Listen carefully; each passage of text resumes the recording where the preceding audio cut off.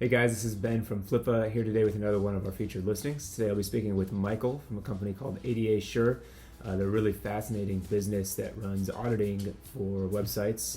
They work with both corporations and legal firms, making sure that these businesses, that their websites are compliant with the American Disabilities Act.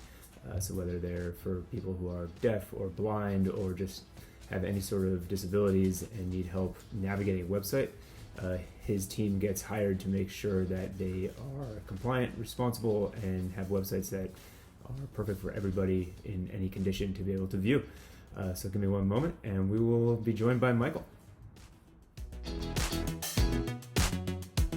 Michael, thanks for joining me today. And if you wanted to just kind of introduce yourself, I don't know if you want to say anything about your business partners as well, and just kind of what brought you to start this company, that would be fantastic. Sure. Yeah. So thanks, Ben. My name is Michael McCaffrey. Founder of ADAsure. Started that back in 2016. And I did bring on a partner. I do have a partner. She's a single partner. She was in corporate America for, I think about 10 years doing a lot of digital marketing, relationship management, and sales to, corporations, like corporate sales, B2B. So early on, I brought her on to really help run sales, relationship management, and I could focus on the tech stuff. So, Gotcha. Yeah, it's two of us. Right. And what's your background and what kind of brought you into, ADHD? Yeah. So I actually stumbled upon, if you can believe, but the Americans with Disabilities Act. I'm familiar with it. I started coding. I graduated from college in 1998. I graduated from college and I started software development. And back then I learned about digital accessibility. I was familiar with it, but I hadn't really focused in it. And that kind of changed in the 2015 timeframe. I read an article in the Economist, and it was this really interesting article talking about how the disabled users, kind of the Americans with Disabilities Act, back in the 90s, it was very focused on making sure that buildings were wheelchair accessible, for example, and that there was appropriate accommodations made in office buildings and such. And now we've seen this trend where, with more apps and internet, the ADA has applied to that as well. So that same sort of accommodations that we make for disabled users in the physical space, we need to do that online as well. Yeah. So I was familiar with that in 98, did a little bit of work when I was consulting. But really, once I read this article, I reached out to the author, and then we started working together because this was something I just read about, but I was familiar with it and thought, hey, I can help. I know this. And so I reached out and we actually started working. That was my first client. That's really fascinating. Yeah, it's interesting when this popped up originally on Flippa.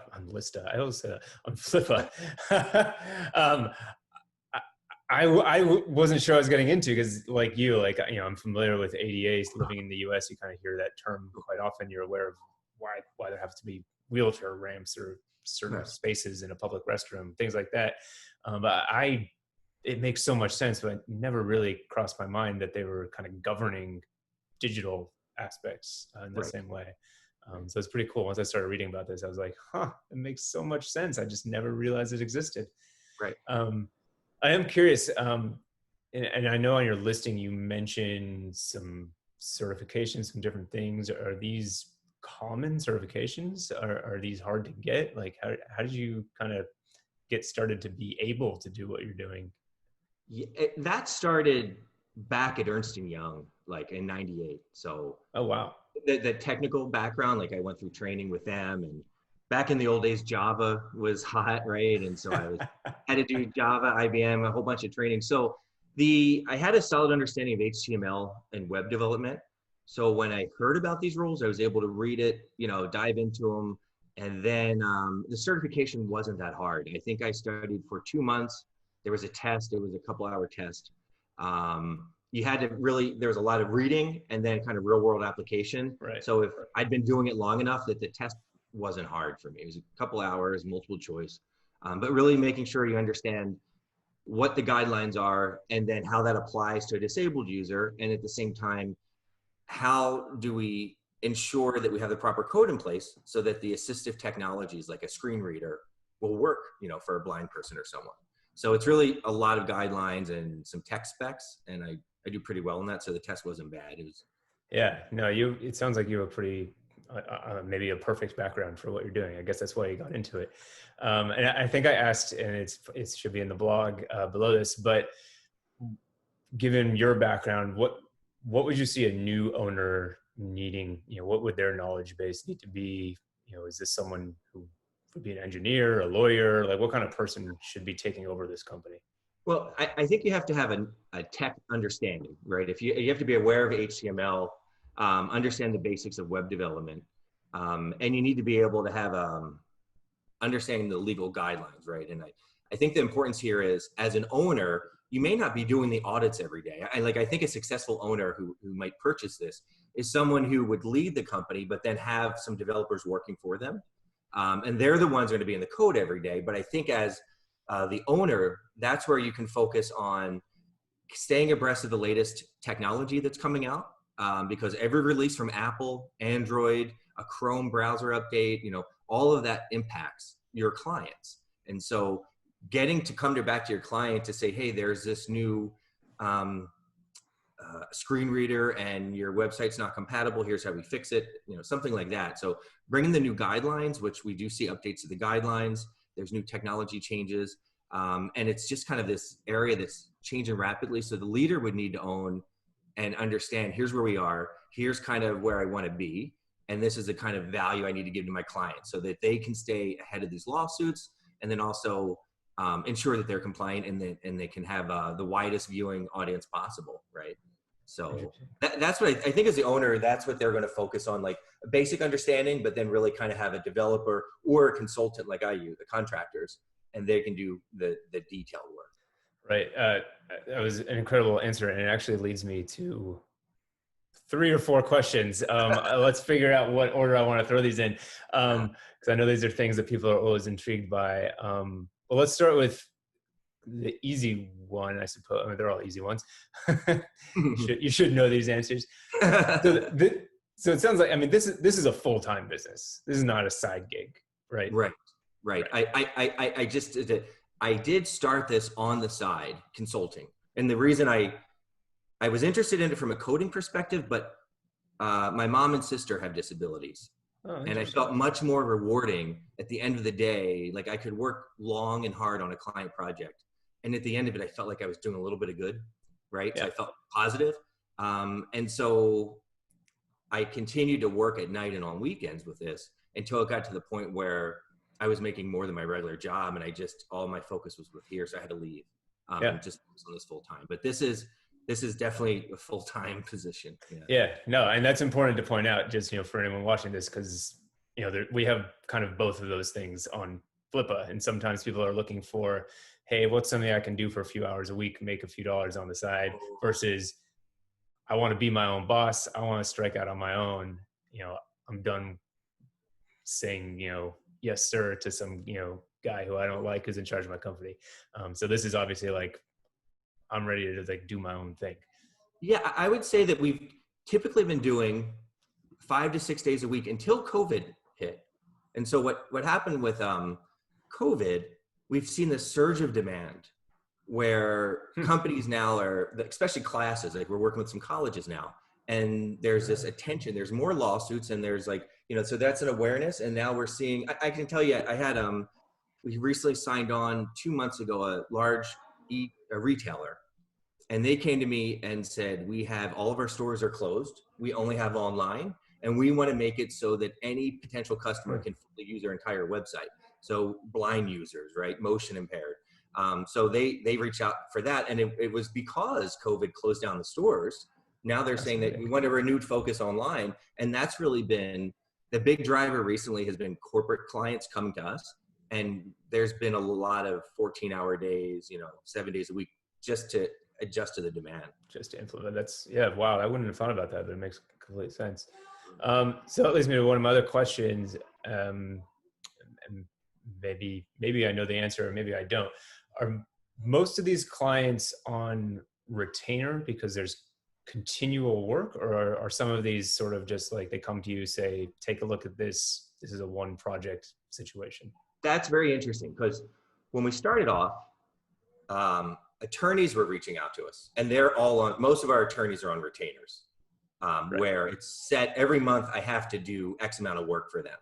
And they're kind of bringing their own clients into you for certain Yes. things. Yeah. And we work with plaintiffs and defense.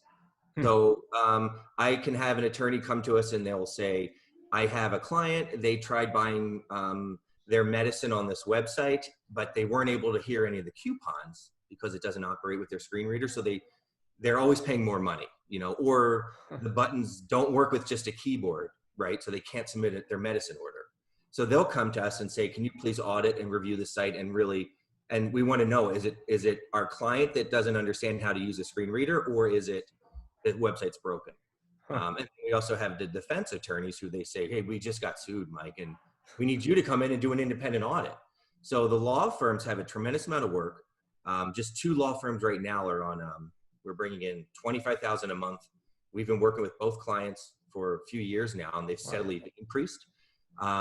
So in the past, law firms were really keen to lock us in and do the monthly retainers, and corporations were a bit more slow to pick up. So, you know, and when we started off, corporations, there wasn't enough demand, lawsuits, negative PR. So there was still this, I had to educate a lot. So a company would finally come back and say, yeah, you know what, we should do an audit with you, Mike. We want to understand what's accessible, what's not. So great, we'll do one audit, but then that was it. Now it's changed where companies are saying, well, hey, Mike, once we do the audit, we fix the website, you know, we need to make sure it's continually in conformance with these guidelines. So now we're seeing, and these clients will say, well, we need an audit each quarter from you, Mike. We need monitoring software. We need support and questions. So the corporations are really driving that now, where they're locking in year-long deals to say, hey, we need an audit every single month. Right. Yeah, that's wild. I mean, it makes sense because some of these, I mean, even a clothing store or something is probably updating their site continually. And then as you mentioned earlier, you know, if Chrome puts out an update, there's probably something that needs to change on their site. But I can give you an example. There was a large retailer, it's high-end fashion. They have multiple stores in the US. We did work with them 2 years ago. We did a full audit, did a little bit of training with their team, and, you know, made sure that they were accessible. But the problem was when the contract ended, they said, hey, we got it. We're going to do it internally. We know what to do now, Mike. And they just got served with a lawsuit. So over the past 2 years, it's fallen out of compliance. And then with this new lawsuit, they came back and said, we need the full package. We need you guys to audit this too, Mike. So they're starting to see it. I guess it's good for you how much digital constantly changes. I guess that's the difference between ADA for online versus ADA in a building. Correct. If you build a ramp, you've got a ramp. You're done. It's unlikely that wheelchairs are changing, I guess, and needing a different ramp. Right. That is kind of interesting. So without going into like the true process, because I'm sure it's a lot, is there any part of this that is automated, or is this completely like case by case, kind of client by client, you're kind of digging through the trenches? Well, so we every client is unique, but our approach is consistent with each one, right? And so we have scorecards and documents, processes that we refined over the last few years. And some of the work is automated. So it's like the proprietary kind of the documents that we've built, it ensures that like my team's going through, hitting all the points. So we apply the same process, the same documents. Some of that is automated. But really the value add is that there isn't any software out there now that's 100% able to check a mobile app or a website to make sure it's fully compliant. So I would say the automated software is probably 30 to 35% of testing. The rest is manual. Right. And for the automated, we have some tools there we have partners with that we will resell that, white label and resell that software to clients. And then there's also other software packages we buy just to run against our checks. So we have multiple checks of our internal testing and external software we use too. And you mentioned you have some like contractors or some people that work with you to help going through all this stuff? Or Yeah, I did try the full-time employee approach. And we hired a, very expensive engineer, just to focus on this. But I found the contractors are better. We have a group we've been working with since we started, I think the early 2017. And I've been training them over the years. They have a large team. And so, some months when we have a swell, they can add more people to help me with the audit. So I like the contractor, the multi-year agreement with these contractors, and we keep using them, and I can ramp up or slow down as needed. right. And would they be coming along with the business, transfer over to a new owner? Yeah. It's a third party. Right. So it's an independent shop, but that's something where I would definitely work with them and the new client. And I can't imagine any reason, that they would not Exactly continue. So, but I would definitely work with and help with that. Right. Of course. Just a couple more here. Such an intriguing business. Where I think you mentioned you haven't done any advertising or anything. Where are you getting clients from? Is it mostly just word of mouth? A lot of referrals. Yeah. That's, it seems that by the law firms getting in there early on. So, like I mentioned, some of these law firms we've been working with for 4+ years. And these, even like when I started as an independent kind of consultant, so I was doing that before ADAsure kind of was born. So just me doing some work for a law firm. So I still have those relationships. That's going back a couple of years now. So yeah, I think. Yeah, that's great. It's a testament to the fact that you're doing a good job. People are bringing them in and sticking around. When they get a client that's sued or they're going after someone else, they call us, right? Or if their client just got sued, they'll say, hey, call ADAsure, they can help you. Right. And that's a lot of it. And then when we help these retailers, they then, they talk to their networks and groups, and when they get hit or they tell people, hey, you should get ahead of this. And so most of our work is referrals right now. Hey, it's a great place to be. The less money you can spend on ads, the better, right? Right. So I guess that'll take me to just my last question here. What recommendations might you give to a new owner to grow? I think the digital marketing, especially now that it's big enough, it's in the newspapers every day, the ADA lawsuits in the US are growing at exponential rates. So there's a lot of buzz, a lot of PR. I think someone who really gets digital marketing that can do pay-per-click, do some more, social media marketing, things like that. I think there's the marketing and advertising would help. And then I think expanding the team so that you have a full-time salesperson. We don't have that right now. Like I'm literally doing audits every single day, all day.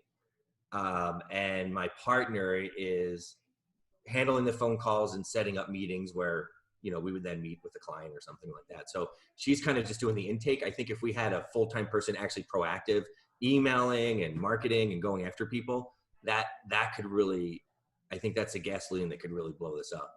Yeah, no, it's fascinating. The amount that you've done with such a small team is incredible to me. This seems like something, the wheels are spinning, and I'm like, this could easily be a $50-100 million company if you really put, a legitimate, 12-person team, whatever it is, in place and kind of just got it running. That's where I get the tech part. I understand the legal part. I like doing that. I've been an expert witness in federal court for this multiple times. I have a court case coming up actually soon. So we're working to schedule that. So I really enjoy that, but I'm not, I know my strength isn't in expanding companies. So It's just me working more and more hours. I have the contractors, but everything they do, I have to QA it, obviously. So I think that's where the tipping point is to really blow it up. It's just I'm not at that. I haven't done that yet. So it's, I think that's a value. They could really take it to that 12-person team level. Yeah, no, it's fascinating. I think this is one of the best businesses I've seen on Flippa. It's just it's such a great niche, and you're helping people who actually need help. And that's the best part. Yeah, it's kind of just a crazy world that I never thought of, but it certainly exists. Right. Yeah, amazing, man. Thank you for sharing with me. Thank you for having me. Appreciate it. Of course.